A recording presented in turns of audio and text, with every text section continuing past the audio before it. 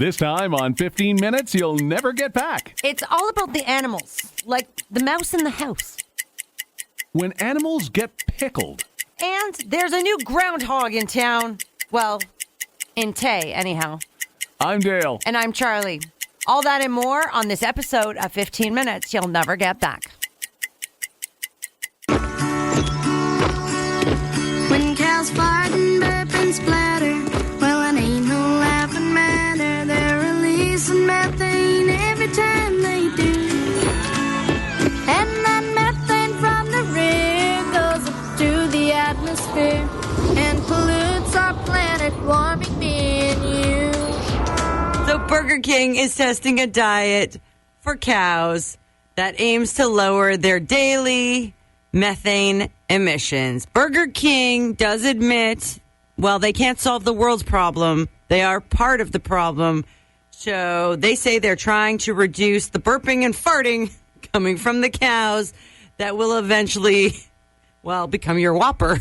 It's just Burger King tooting its own horn. Burger King chains announced that it is going to partner with scientists to develop a new diet for cows, which aims to reduce the methane up to 33%. So the cows will now be fed 100 grams of lemongrass leaves during the last 4 months in an effort to stop the madness. How would you like to be the reporter that's out in the field doing this story? Amazing. We're here in Upton Snodsbury, just outside of Worcestershire, near North Piddle, home to a number of cattle farms, and I'm getting reaction to the news that Burger King is testing a new recipe for cattle feed, which will help to reduce the amount of methane gas produced by the cows as a result of their diet. But I must say that in this region, I'm finding a lot of resistance to the idea. People are afraid that changing the diet could alter the taste in the long run, but let this reporter tell you that any change in the taste would be worth it. Oh, God! Cat curfews are becoming a problem in Australia. So I think, I don't know. I know there's rules in certain parts of North America here as well. Like you're not supposed to let your cat cats. leashes and stuff, but No, this is a cat curfew. so they don't want them out wandering the neighborhood all night long. Australia is now a nation of cat convicts. And towns are dishing out crazy fines. So in some areas, it is illegal for a cat to be roaming between 8 p.m. and 7 a.m. in the morning. Wow. Yeah. The Animal Welfare Organization in Australia understands people's concerns, right? Because people with animals that have, especially outdoor cats, they don't like this idea. Yeah. So what they did was Outdoor cats. they produced a 24-page guide to keeping cats happy indoors, which includes playing music for them, They like the pussycat dolls, I understand. having lots of plants so that they can sniff them, and also playing hide and go seek with food Hide and go seek with food. for your cat. My wife does that with me, too. So municipalities are instituting these cat curfews or restricting free-range roaming altogether for fears that the felines pose a threat to the country's wildlife. In So, what way? well, I guess the smaller creatures, they could eat them. You know, like cats catch mice or something. So I Yeah. guess the smaller animals in Australia I see. could be caught Okay. or Okay. invaded, and maybe there could be hybrids. I don't know. Hybrids? It's a cataroo. If I could walk with the animals, talk with the animals, grunt and squeak and squawk with the animals. Did you ever wonder what animals like to do when they're bored? I don't know. I picture all the dogs sitting around smoking cigars playing cards, like in the painting. Like in the painting. Yeah, no, exactly. Animals and humans are not that far off. No? No. Mammals, like people, sometimes get inebriated when they're bored. Get inebriated? For example, dolphins get a buzz from the toxins in blowfish. Seriously? Yeah, and apparently they actually pass it around. So they'll take a hit of the blowfish and then they give it to the... They're blowing a fish instead of blowing a split. that whole reindeer can fly thing. Yeah. There is some truth to it. Reindeer fly on magic mushrooms. Oh, In fact, when they're bored. I see. I see. Except for Rudolph likes his liquor. That explains the red nose. True. Rudolph isn't the only one that likes his liquor. Oh, Monkeys, raccoons, and possums love a stiff drink. yeah. Now, this is where it gets interesting. Okay. Researchers now believe that apes, gorillas, chimpanzees, all of those primates like to spin around on vines or ropes to induce a dizzy, altered state of mind Okay. when they're bored. Like, remember when you were a kid? When you're a kid and you spun around or whatever, or you got on that thing that rides. That death trap that the was death awesome. trap that would spring until you flew off. Right. Yeah. When dolphins are bored, getting faced is their wish. And the fun that they find is inside of blowfish. While gorillas and chimps like to spin round and round, it's like being drunk when they fall on the ground. Monkeys and possums, with them, what would you think? Like Dale and Charlie, both love the odd drink. But reindeers are different. When Christmas time looms, we now know how they fly. Why, it's on magic mushrooms. Did you ever wonder why dogs spin in circles before they poop? They spin before they poop? Yeah. I thought they only spun before they sleep. They do that as well, but we're going to focus on the spinning poop Okay. right now. right. So there are several different theories about why dogs do this act when they're about to do their business. So let's start with the sort of more unusual one, which is your dog is aligning with the Earth's magnetic field. So some people actually believe, and there was a study that suggested that dogs who spin in circles before pooping are trying to align themselves with the Earth's magnetic field. The belief is that the dog is trying to be in line with the north-south axis. Okay. So the study with over 70 dogs said that these dogs openly avoided defecating on the east-west axis. I don't know, maybe there was a breeze. Okay. Well, there's this theory. Your dog is finding the best spot. So Yeah. not to overthink this, right? Yeah. Because your dog is Just probably looking around for the exact right spot. Yeah. So again, the Kennel Club of America says that dogs spin in circles before they poop is similar to how they spin and find their way before they lie down. Yeah, right? They right. are finding the best spot. Right. The Kennel Club says that this can actually be traced back to dogs being in the wild, basically checking the ground for potential predators or disturbances. Because the last thing you want to do, and this is for any woman who's popped a squat, the last thing you want to do is find out that there's something down below when you're getting close to the ground. Yes. Tell me all about it. It's just going to be a bitter weekend, so bundle up. Yeah, and apparently it's so cold that even the rodents don't want to be outside. They're looking for a nice warm place, like here at the Kool Studios. Because saw a little friend of ours was seen recently. Actually, a little mouse, a wee little mouse. And so I went to pee. I was in the kitchen getting a coffee, and all of a sudden you open the door to the bathroom to come out, and I looked and I go, "What's that?" It scurried across the floor. Oh, A little mouse. And where did it go, though, more importantly? Right into the boss's office.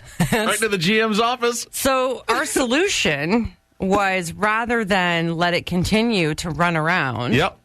we trapped it in the boss's office. There we go. We're going to leave it in there. So now the dilemma is, because we've shut the door and the mouse is now in the boss's office. Yep. Do we put a sign on his door warning him of the critter? Or do we just let him walk in? We just wait till later on today when we hear him open the door to his office. In the next, 15, 20 minutes, we should find out from the groundhog if we're getting an early spring. Official word. Right, but here's my problem. What's that? I don't like groundhogs. Well, I find them aesthetically unpleasing. And aesthetically And unpleasing. I feel like there could be another animal that I would be more willing to listen to. Here's the thing. I know otters would be impossible, but they're so cute. No, I'm just concerned with what if we don't like what Wyatt and Willie has to say? Well, that's my point. I feel like we need a backup animal. Funny you should mention that. We actually have one. What? Didn't you find out about this? Dan and I were talking about this. I don't listen to you two. There is a new animal that is going to be able to predict whether we get an early spring or 6 more weeks of winter. Okay. And it's the Tay turkey. We said, enough with Wyatt and Willie. We need something local because we got to find out what's happening right here. So we've got the Tay turkey. Now, Dan, as you know, there's not too many news people that are more dedicated than Dan is. Dan has actually gone to Tay, hopped in the car, took one of the cars and went up to Tay. He just wants to get up there. Well, let's check in. Dan, any luck? Because we want to find out what the Tay turkey has to say about whether it's going to be an early spring or 6 more weeks of winter. All right, Dale, here I am out in the wilds of Tay Township, hunting for the Tay turkey in hopes of finding out what spring is going. Oh, here he comes now, the Tay turkey. And let's try and get a handle on what's going on. We're looking. Oh, wait a minute, he's coming. Oh, he's gnawing at my knees, Dale. He's gnawing at my knees. Oh, that's good. That's good. No, that means an early spring. Oh, well, we seem to have lost the connection with Dan. I wonder, is he okay? I'm sure he'll be fine. Are you sure? Yeah, I think he'll be fine. I think he'll be fine. We'll check in with Dan later. But the good news is, it looks like it's an early spring. Hey! I guess if you've got fish for pets, families that have fish as pets are 3 times as likely to suffer from this. Being lonely. Boredom? That's it. I have another word, too. No.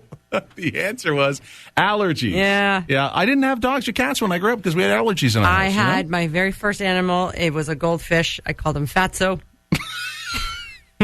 I overfed it. I don't think we should be goldfish shaming. Could have been a pituitary thing. Tonight, Reserve Best in Show winner will be the French Bulldog.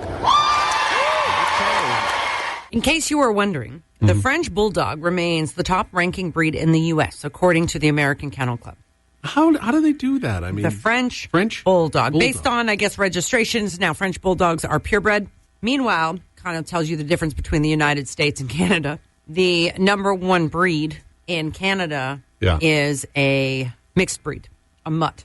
Amen to that. That was my dog when I had one. The Labrador Retriever is the number one breed in Canada, followed by any other mix of doodle.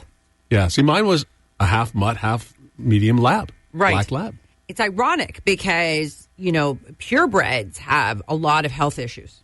Yeah, well, some the more would say, inbreeding, that's the problem. They would say some more than, in fact, your mixed breeds and your mutts. The shoulders, all those joints and everything, go. Now, I say this lightly, as I was in the vet yesterday again with Oliver and his bum problem. See, doodles have a problem with bums.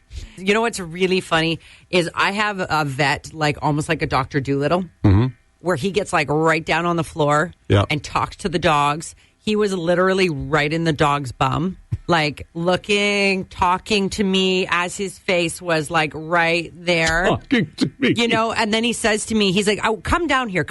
I want to show you something. And I'm like, do you really? Really? See? So now I'm on my knees at the vet with the vet and the dog. The vet's got the dog's tail up, and both of us have got our faces in the dog's bum. And right then and there, you really wish you hadn't gave the dog that to eat last night, because the dog goes, oh, this is going to be so funny. Well, Ollie! That was part of the reason why he was there. Well, he is Ollie the Windy Doodle. He's been put on a high-fiber diet, just so you're wondering. Oh, God! Fido and Fluffy, Molly and Bella, Jessie and Muffin, Daisy and Stella.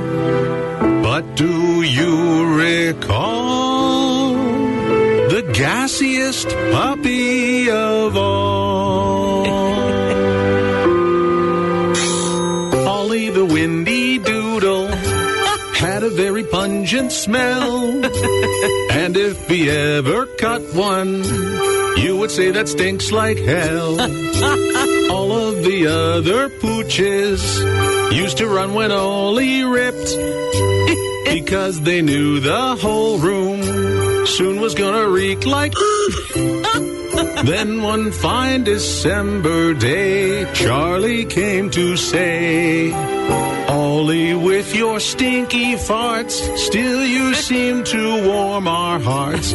So then she bought some Beano, chopped it up into his food, and now he still will break one, but it's just not quite as rude. Yes! Hey, thanks for spending 15 minutes with us. You know, sometimes that's all it takes. Make sure you subscribe so you never miss an episode. Tell us what you think by leaving a review. Live, if you have to. And feel free to share it so your friends can have a laugh too. Until next time.